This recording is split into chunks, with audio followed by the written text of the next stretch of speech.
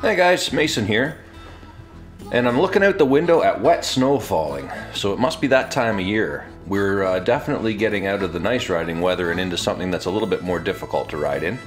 But there's still lots to do, and I thought today maybe what we would do is get into the 3x3 challenge.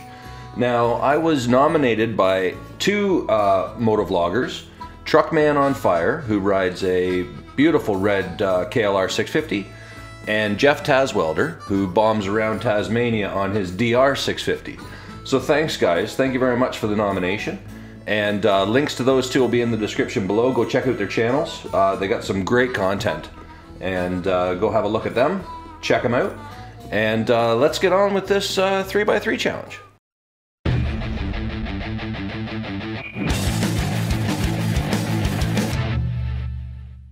So the way the 3x3 challenge works is once you're nominated, you're supposed to do a video that tells 3 things that people may or may not know about you, and then nominate 3 more people to take the challenge. So seeing as the weather is absolutely crap outside, we are going to go through the 3 things that you may not know about me and my nominations, and all the while you guys can watch some B-roll of us riding around in the area. So let's get into it. 3 things that you may not know about me. This is actually kind of tough, but I've managed to come up with 3. The number one thing that you may not know about me is that I absolutely love to travel. When I was in my teens, I was fortunate enough to be invited on a work trip to Papua New Guinea, and we had to do some construction work there. And on the way, we were able to stop in Hawaii, Guam, New Guinea. We also spent some time in LA waiting for a connecting flight. So it was an amazing experience. We were there for 6 weeks, and absolutely fantastic. And I think that's what likely originally gave me the travel bug. Then a little bit later on, but still before I was married, I was able to take a trip with old Mason to England, where he's from, to visit some family there.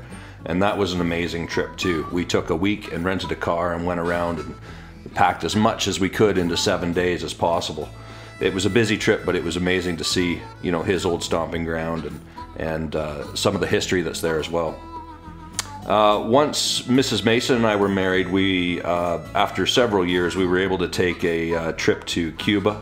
Thoroughly enjoyed that. As a matter of fact, we've been back to Cuba about 3 times. And we've also been to Dominican together as well, which we just did last winter. So that was really great to have a trip. Loved the travel there. We took the kids with us to Mexico, and we did a family trip to Hong Kong, where my sister lives, and that was quite an experience, but the 15-hour flight is a little bit extreme. So that's number 1, is the fact that I love to travel. The second thing you may not know about me is that 10 years ago I was involved in a Yamaha Rhino rollover, and I ended up fracturing 3 vertebrae in my neck. I fractured C5, C6, and T1.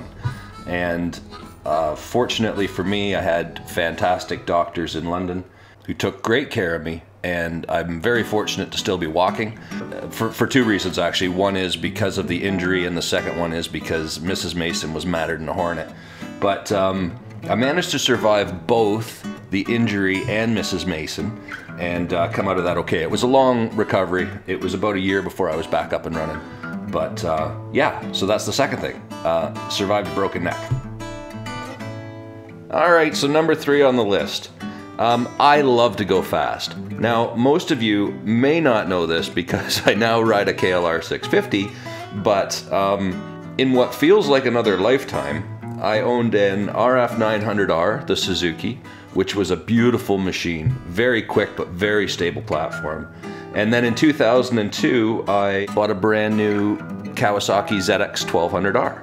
And I had that up until 2015 when I bought my KLR 650. But absolutely loved that bike.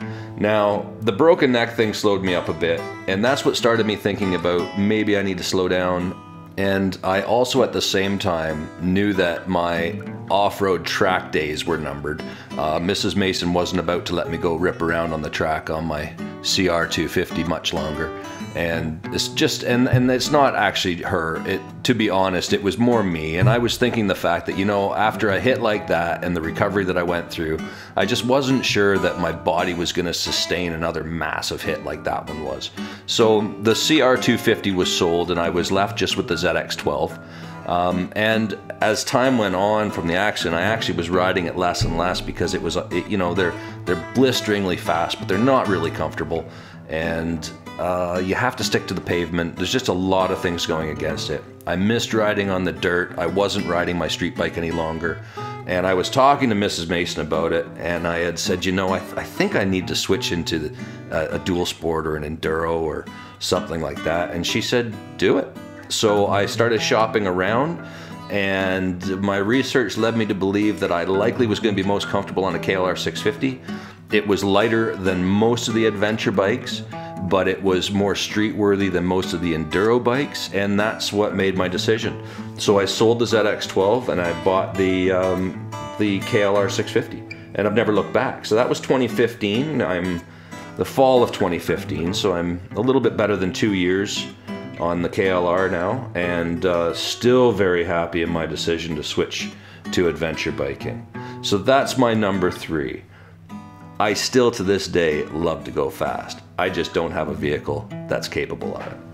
But I will say that once you get the KLR 650 up to about 120 or 130 kilometers an hour, things start to feel pretty quick.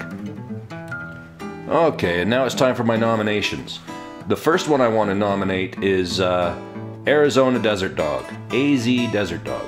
Now, I love his videos because there's always something cool to see. He either takes you around and shows you something historic, or you check out an old ghost town.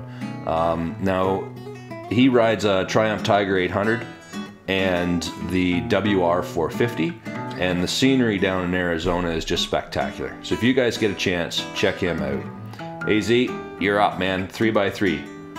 The second nomination is going to be the Piston Slap channel. Now, Robert from the Piston Slap channel also has a Triumph Tiger 800, and but his main ride has been the DRZ 400, and lots of great videos on his channel to check out. He does a lot of adventure rides, and then he does some blacktop touring with the Tiger, and just very scenic where he is as well. So another great channel to check out if you guys haven't done that already.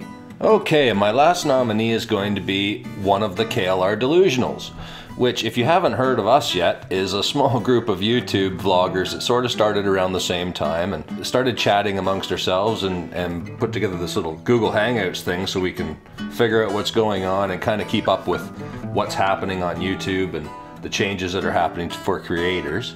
And one of them is Ron C. Now, I don't think Ron's done one of these 3x3s yet, so I'm going to throw this over to him.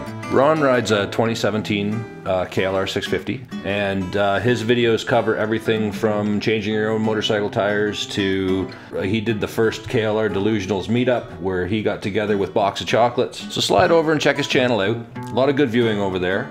And if you're like me and like following along some of the smaller vloggers like we are, I'm going to link below to Box of Chocolates, Full Cipher, Swanky Cat, and Scratch Babble. So those are the other guys in the KLR Delusionals group.